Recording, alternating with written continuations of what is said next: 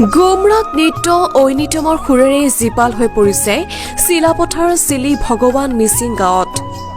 মিচিং জনগোষ্ঠীৰ এক অন্যতম উৎসৱ পৰাগ উদযাপনৰ বাবে উখল মাখল পৰিৱেশ অঞ্চলখনত। অসমৰ দ্বিতীয় বৃহৎ জনগোষ্ঠী মিচিংসকলৰ অন্য এক কৃষিভিত্তিক পৰাগ উৎসৱ। কেইবাখনো গাঁৱৰ ৰাইজে একেলগে মিলিজুলি কেইবা বছৰ অন্তত ফাগুন মাহত পালন কৰা হয় মিচিংসকলৰ পৰাগ উৎসৱ। চিলাপথাৰ ভগৱান মিচিং গাঁওবাসীয়েও সম্পূৰ্ণ 5 বছৰৰ পিছত এইবাৰ অনুষ্ঠিত কৰিব পৰাগ উৎসৱ, যাৰ বাবে এতিয়া প্ৰস্তুতিৰ তৎ নাই গাঁওখনৰ পুৰুষ মহিলাৰ মাজত। অহা 11, 12 আৰু 13 মাৰ্চত 3দিনীয়া কাৰ্যসূচীৰে অনুষ্ঠিত হ'ব লগা পৰাগ উৎসৱৰ লগত সংগতি ৰাখি আজি মুৰং ঘৰৰ লাইখুটা স্থাপন কৰা হয়। মিচিং জনগোষ্ঠীৰ উপাস্য দেৱতা সূৰ্য চন্দ্ৰ উপৰি পুৰুষসকলক সেৱা কৰি সম্পূৰ্ণ ধৰ্মীয় ৰীতি নীতি আৰু পৰম্পৰাগত পূজা অৰ্চনাৰে আনুষ্ঠানিকভাৱে পৰাগ উদযাপনৰ বাবে মুৰংঘৰ লাইখুটা স্থাপন কৰে MACৰ GM কনক দলে। পাছত মিচিং জীয়ৰী বোৱাৰী আবাল বৃদ্ধ সকলোৱে সমূহীয়াভাৱে পৰিৱেশন কৰা ঐনিতমৰ সুৰ গুমৰাগৰ ছন্দত মতলীয়া হৈ পৰে।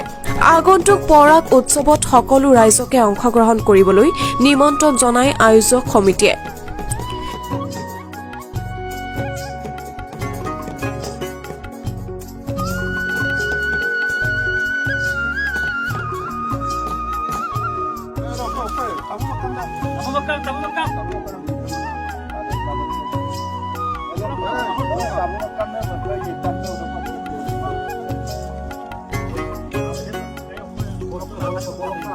বিদ্বেষক ঐ বিদ্বেষক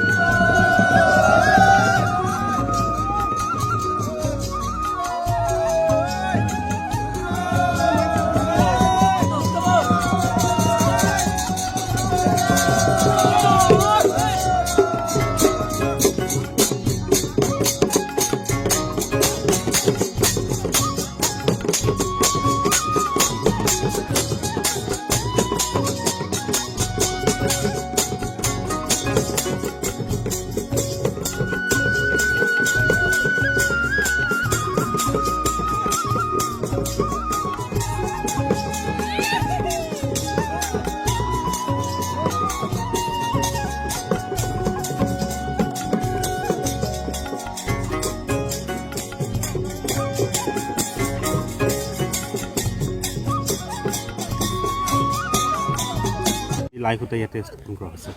হয়, কেতিয়া অনুষ্ঠিত কৰিব আৰু কেনেধৰণৰ অনুভৱ হৈছে আপোনাক ইয়াত এইখন গাঁও ভগৱান মিচিং গাঁও। এইবাৰ পৰাগ যিটো প্ৰস্তুতি চলাইছে, তেওঁলোকৰ পৰাগ হ'ব 3য় বাৰ্ষিক। আগতেও 2বাৰ ইয়াতে পৰাগ খাইছে তেওঁলোকে, আৰু আজি প্ৰথম পৰাগৰ কাৰ্যসূচী হিচাপে লাইখুটা স্থাপন কৰিবৰ কাৰণে মোক ইয়াতে আমন্ত্ৰণ জনায়, তেওঁলোকৰ ডেকা গাভৰুসকলে আমন্ত্ৰণ জনায়। মই আজি লাইখুটা স্থাপন কৰিছোঁ। আজিৰ দিনটোৰ পৰাই এই পৰাগৰ মংগলিক কাৰ্য আৰম্ভ হৈছে, যেনেকৈ ছাইমদ পৰআপং বনোৱা সকলো ডেকা গাভৰু, ইয়াৰ মাই মুৰব্বীসকল যিসকলক দায়িত্ব প্ৰদান কৰা হৈছে, তেওঁলোকে আজি ইয়াতে আনুষ্ঠানিকভাৱে আৰম্ভ কৰিছে। অলপ আগতে আপোনালোকে দেখিছে তাত ছাইমদ বনাইছে ডেকা গাভৰুসকলে আৰু বোৱাৰীসকলেও বনাইছে। কাৰণে আমি ভাবোঁ এই গাঁওখনে যথেষ্ট এই অঞ্চলৰ নাম কৰা গাঁও বুলি ক'ব লাগিব, কাৰণ বহুতো গাঁৱে এতিয়ালৈ এবাৰো পৰাগ খাব পৰা নাই। তেওঁলোকে এতিয়ালৈ 3য় বাৰ্ষিক হ'ব।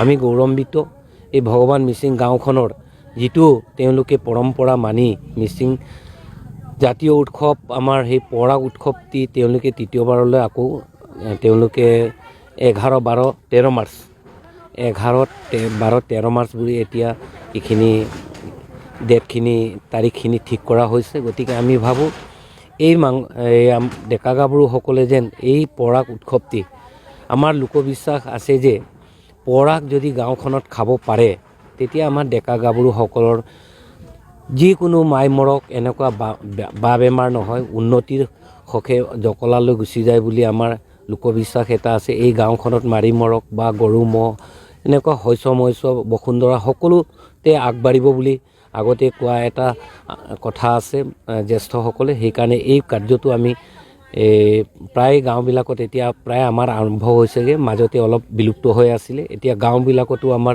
মিচিং অট'নমাছ কাউন্সিলৰ দ্বাৰা মুৰংঘৰ সকলোতে নিৰ্মাণ হৈছে, এতিয়া সুবিধা হৈছে। গতিকে তেওঁলোকৰ এই পৰাগ উৎসৱটি যাতে সুকলমে পাতিব পৰা হয় সেই বিষয়লৈ আজি প্ৰথম কাৰ্যসূচী হিচাপে লাই খুঁটা স্থাপন কৰা হৈছে। ধন্যবাদ।